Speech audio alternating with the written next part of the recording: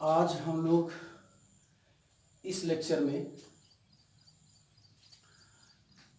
Alkyl nitrite and nitro alkene के बारे में पढ़ेंगे। किसके बारे में पढ़ेंगे? Alkyl nitrite and nitro alkene के बारे में पढ़ेंगे। आप ध्यान रखेंगे। देखिए, एल्किल नाइट्राइट का RONO है सिंबल और इसका है नाइट्रो एल्केन का RNO2, यानी एल्किल नाइट्राइट का RO है और इसका है RNO2। ये ध्यान रखेंगे। एल्किल नाइट्राइट ये है और नाइट्रो एल्केन है, इसका संकेत है। ठीक, ये आप फंक्शनल उसका ग्रुप ऐसे कर लीजिए। अब आप इसमें देखें, जो पहले एल्किल नाइट्राइट नाइट्रो एल्केन, थोड़ा सा पहले इसके फंक्शनल उस ग्रुप के बारे में जान लीजिए। ठीक है, जैसे देखिए आप, अगर NO2 है तो इसको नाइट्रो कहा जाएगा, जिसका स्ट्रक्चर ये है। ठीक, अगर नाइट्राइल है, नाइट्राइल संकेत ये है और उसका स्ट्रक्चर ये है, और ये नाइट्रो का हमने बताया। उसको नाइट्रोसो है तो इस तरह से रहेगा। ये देखिए, नाइट्रोसो का स्ट्रक्चर ये है। साइनाइड है तो ये है, इसका स्ट्रक्चर ये है। आइसोसाइनाइड है तो इसका स्ट्रक्चर ये है। एमिनो है तो इसका स्ट्रक्चर ये है। एमिनो में 1 डिग्री में है।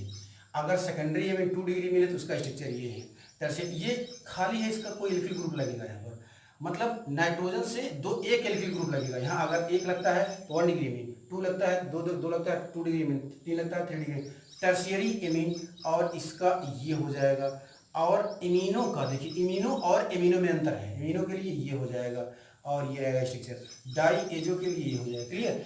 ये कुछ क्रियात्मक समूह हैं जो आपको जानना चाहिए। अब इसमें जो हम लोग को पढ़ना है वो क्या है? Alkyl nitrite and nitro alkene के बारे में ही पढ़ना है, ध्यान रखिए। अब आप देखिए एल्किल नाइट्राइट, ठीक, एल्किल नाइट्राइट का RONO, इसका प्रिपरेशन आप देख लीजिए। एथिल एल्कोहल की अभिक्रिया नाइट्रस एसिड HNO2, इसको HONO जो लिखा है इसको HNO2 लिख सकते हैं, इसके साथ कराते हैं तो बन जाएगा आपका एथिल नाइट्राइट बनेगा। ठीक, और एल्किल हैलाइड की अभिक्रिया KNO2 के साथ कराते हैं तो भी बनेगा एथिल नाइट्राइट ही बनेगा। अब 2 प्रिपरेशन हो गए, बाकी इसकी प्रॉपर्टी में आप देख लीजिए। एक तो इसकी प्रॉपर्टी में 2 ही है, एक रिडक्शन है, दूसरा हाइड्रोलिसिस है। अगर इसका रिडक्शन कराते हैं SN या Cl की उपस्थिति कराते हैं तो एथिल एल्कोहल बन जाएगा, ध्यान रखेंगे। अगर इसका रिडक्शन जो हाइड्रोलिसिस कराते हैं तो बन जाएगा इसका एल्कोहल ही बनेगा। ये इसकी 2 प्रॉपर्टी है।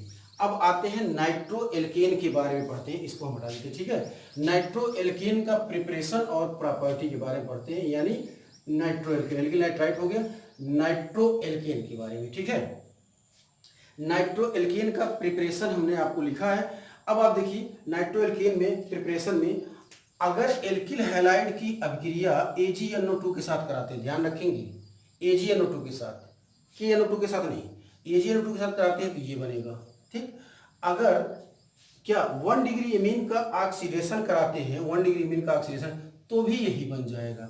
दूसरा, क्लोरोएस्टिक एसिड की अभिक्रिया NaNO2 के साथ कराते हैं तो भी बनेगा मेथिल नाइट्रेट बनेगा। अब मेथिलाइट, अब बाई नाइट्रेशन, अगर एल्केन का HNO3 के साथ क्रिया कराते हैं 140 पर तब भी बनेगा, और एल्केन का ही 150 से 475 पर कराते हैं तब भी बनेगा। ठीक है, ये तो एल्केन का प्रिपरेशन, 4 प्रिपरेशन हो गए। 5वें प्रिपरेशन में आप देखिए जो क्या है, नाइट्रो एल्केन का 5वां प्रिपरेशन है। इसको एक चीज ध्यान रखेंगे, इसकी क्रियाशीलता की अगर बात करेंगे तो इसकी क्रियाशीलता टर्शियरी हाइड्रोजन की क्रियाशीलता ज्यादा होती है सेकेंडरी हाइड्रोजन से, सेकेंडरी हाइड्रोजन की क्रियाशीलता होती है प्राइमरी हाइड्रोजन से। इस चौथे रिएक्शन में जो एल्केन के पास हाइड्रोजन है वो 3 तरह के हैं। जैसे एग्जाम्पल के रूप में CH3 और यहाँ पर CH और CH3 और यहाँ पर CH2 और CH3, ये एल्केन है। इसके पास साइड देखिए, ये आपका 1 डिग्री कार्बन है, ये भी आपका 1 डिग्री है, ये भी 1 डिग्री है, ये भी 1 डिग्री है और ये भी 1 डिग्री। तो 1 डिग्री कार्बन में जो हाइड्रोजन है 1 डिग्री हाइड्रोजन कहलाएंगे। अब ये 2 डिग्री कार्बन है, इस पर जो हाइड्रोजन है वो 2 डिग्री, ये 3 डिग्री कार्बन है, इस पर जो हाइड्रोजन है 3 डिग्री। इसका मतलब एल्केन के पास जो हाइड्रोजन होगा वो 3 तरह का होगा। कौन कौन सा?